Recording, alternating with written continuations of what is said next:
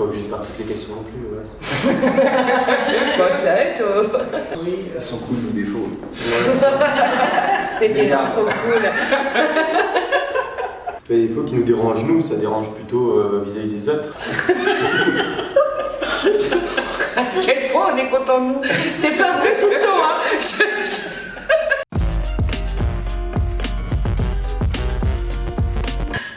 Bah là, comment bah non, pas du tout. En fait, je pense que comme on évite toujours de souffrir, enfin en tout cas de voir les choses un peu noires, etc.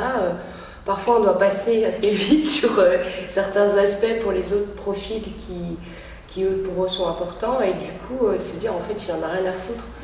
Je pense que c'est pas qu'on en a rien à foutre, c'est qu'on se protège. Est-ce que se protéger, c'est une façon d'être narcissique? Oui, sûrement un peu.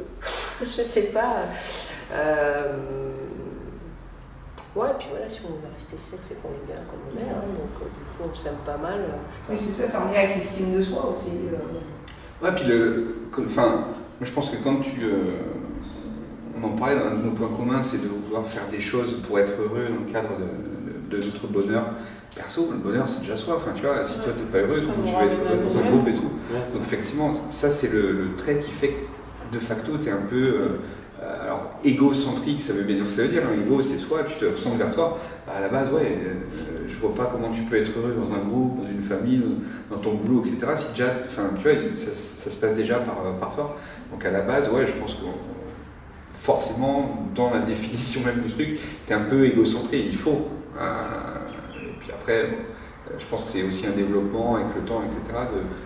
Peut-être d'un peu plus s'ouvrir aux autres, de s'intéresser un peu aux autres. Ça n'empêche pas, mais je pense que déjà notre recherche, de ce qu'on dit, notre recherche c'est déjà d'être heureux soi, déjà de trouver le bonheur toi-même, et puis après de t'intéresser aux autres, c'est une seconde étape. Mais, ouais, parce qu'en plus c'est plus facile de le transmettre aux autres quand on l'est, quoi, je pense. Vouloir être heureux soi, c'est aussi diffuser autour de soi une certaine idée du bonheur et de voir la vie de manière assez positive, et ça, c'est bien. Ah ouais. Je sais pas. C'est même plutôt une qualité en fait d'être égocentré. Faut dire ce qu'il faut.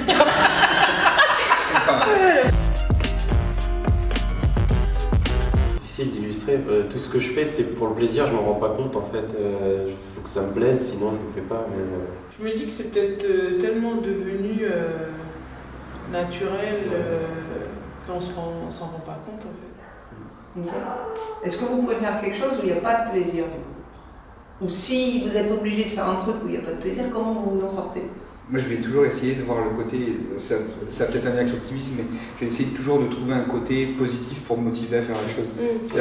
C'est peut-être en fait, c'est comme ça qu'on s'en sort en fait. Pas ça, c'est que tu te dis, bon, ça me fait chier de faire ça, mais bon, allez. Ouais, tu te dis, bah ok, je fais ça. Le côté positif, il peut être minime. Tu peux te dire, bah ok, mais ça va me prendre que 20 minutes. Tu vois, ça me saoule de le faire, c'est une obligation, il faut que je le fasse. Ok, ça va me prendre que 20 minutes, et après je vais faire ça. Et là, ça te fait plaisir, et tu vas accepter de le faire parce que tu te dis de façon tu vois, relativement courte, tu vas faire ça, ça te fait pas plaisir, mais derrière, tu sais que c'est parce que tu auras mieux, ou tu vas. C'est comme ça, moi, je dirais que j'accepte la contrainte. C'est plus en essayant de trouver, même dans cette situation contrainte et forcée. Ouais, non mais tu sais, essaies de trouver un truc qui va te faire plaisir dedans. Ouais. Pas regarde par la fenêtre, putain, je regarde par la fenêtre, regarde le temps qu'il fait, pourquoi tu veux être malheureux? Tu vois, je sais pas. Effectivement, je me pose même pas la question, mais je sais que j'arrive au bureau le matin, j'ai plaisir à aller dire bonjour à tout le monde, à discuter 2 minutes avec chacun, aller prendre un petit café. Enfin voilà, c'est pour moi l'optimisme c'est naturel, et être pessimiste c'est perdre du temps, c'est tu vois, être malheureux c'est perdre du temps, c'est foutre en l'air ta journée. Enfin, je trouve que c'est un temps perdu, j'y fais pas de place tu vois, au pessimisme ou quoi. Moi, enfin, je sais pas, même si tu as un coup dur ou quelque chose qui pourrait être une situation négative, tu vas relativiser facilement et en tirer quelque chose de positif. Et c'est pour ça que les gens peuvent te voir comme quelqu'un effectivement de positif, d'heureux, etc. Maintenant, comme tu dis, n'est pas les Mickey. T'as des moments où tu sais, t'as des moments où forcément, parce situation que tu vis mal. Et après, je pense en fonction du profil, de l'expérience, de choses comme ça, puis de la façon dont ça t'affecte personnellement ou pas, tu vas mettre plus ou moins de temps à relativiser. Mais je pense qu'une de nos forces, c'est ce que je comprenais aussi tout à l'heure, c'est que c'est une caractéristique qui est partagée par notre profil, c'est que tu relativises assez vite. Et le fait de relativiser une situation négative, eh ben, quelque part, tu es optimiste parce que tu vas vite rebondir. C'est ça. Mais je vois dans la relation à l'autre, si je rencontre des gens pessimistes, je vais essayer de leur faire voir le côté optimiste, mais ça va être sur une courte durée en fait. Et c'est des gens en fait que je ne vais plus côtoyer parce que c'est des gens qui vont me tirer vers le bas en fait. Ah ouais. Ils vont me tirer vers le bas, qui vont m'amener vers la souffrance et du coup non, c'est pas possible. Ouais, je suis totalement d'accord avec ce que tu dis.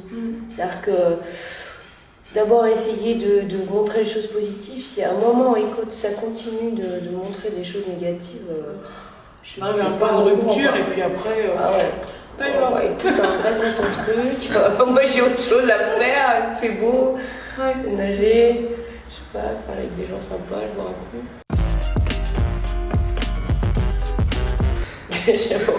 C'est un point de vue.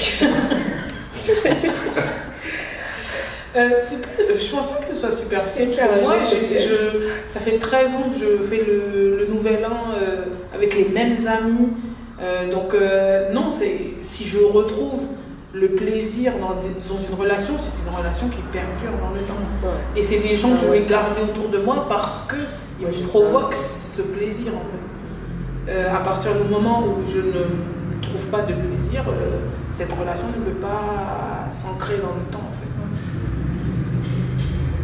Même si c'est pas toujours, moi personnellement j'ai aussi des amis de très très longue date. Je pense que je suis pas la seule, la preuve, mais même si forcément eux aussi ont eu des moments difficiles, etc., je pense que je peux être présente, je suis là, je les appelle, je les oublie pas. En général, je suis autour de gens de confiance, des gens sur qui on peut compter. Aussi, moi, je vois les gens qui sont autour de moi, les gens sur qui je peux compter à tout moment. Est-ce que les autres peuvent compter sur vous? Oui. Ouais, je pense, oui. Pas tout le monde, parce que on n'a peut-être pas un panel super large. Parce que comme on a beaucoup, on connaît, je sais pas, mais du coup on a un large panel de gens qui peuvent nous entourer, très différents, dans plein de milieux de la société, etc. Forcément, on peut pas, tout le monde ne peut pas compter sur nous. Je suis sûre que ça deviendrait un petit peu plus compliqué. Mais les proches, oui, je crois. Je pense. Ouais. Après, je comprends le côté que tu puisses dire je comprends. Bon, que tu puisses dire que t'es superficiel, mais est-ce que le fait d'être optimiste fait que t'es superficiel? J'en suis pas persuadé. Mais effectivement, ça peut être vu peut-être plus la possibilité, cette capacité de passer d'un sentiment, ce qu'on disait juste avant, d'un sentiment négatif à un sentiment positif. Effectivement, c'est peut-être vu comme quelque chose de superficiel.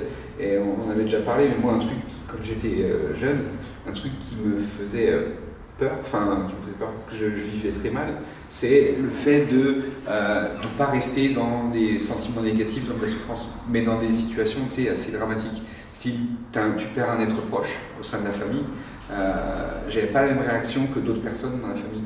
D'autres personnes, pendant une semaine, 2 semaines, je les voyais tristes, tu vois, ça se sentait qu'elles étaient malheureuses. Moi, en général, au bout de quelques heures, ça va mieux, tu vois.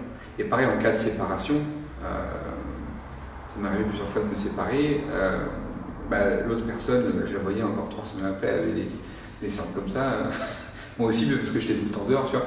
Et on avait une autre façon de vivre. Et effectivement, là, je peux comprendre que les gens se disent, il est super superficiel. Il s'est séparé il y a 3 jours, sa copine, elle est chez le médecin tous les jours, elle prend des cachetons et tout, l'autre il est dehors, il fait la fête. Ouais, c'est peut-être superficiel, mais non, c'est juste que tu n'as pas envie de te complaire dans une situation de malheur et que tu vas de l'avant, tu es optimiste.